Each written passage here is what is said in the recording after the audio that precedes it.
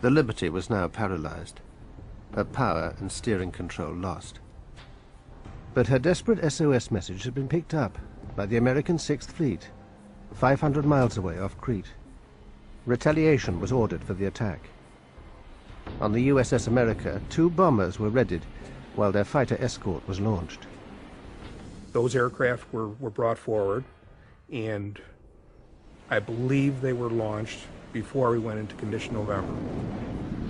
Condition November meant that nuclear-armed A-4 bombers were to be used. Incredibly, the US was about to launch a nuclear strike against Egypt, the Liberty's presumed attacker. One of them was taxied forward to Cat 1, and it was it had like a shroud around the underside of the fuselage, and it had Marine guards escorting the A4. So that was a very unusual experience. I've never seen anything like that. There was a flash message, as I recall, from one of the carriers that said they had launched ready aircraft. The launching of ready aircraft, you understand, that is typically nuclear-armed aircraft. Cairo was about to be incinerated. The US Embassy was told that an attack was coming. Richard Parker was the political consul.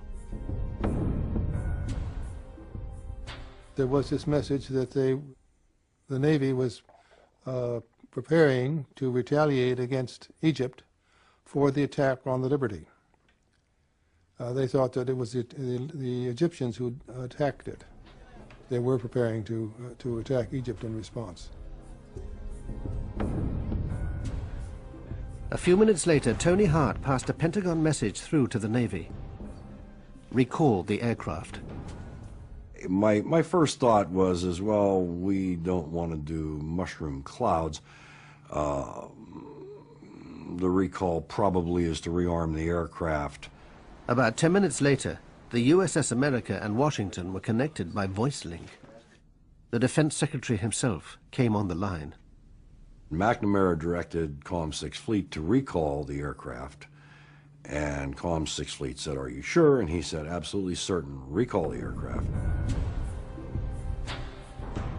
The attack on the Liberty had triggered an extraordinary response. Nuclear-armed planes had been on their way to Cairo. A nuclear strike had been minutes away and had only just been averted. But it seems McNamara was also unwilling to send aircraft directly to help the Liberty.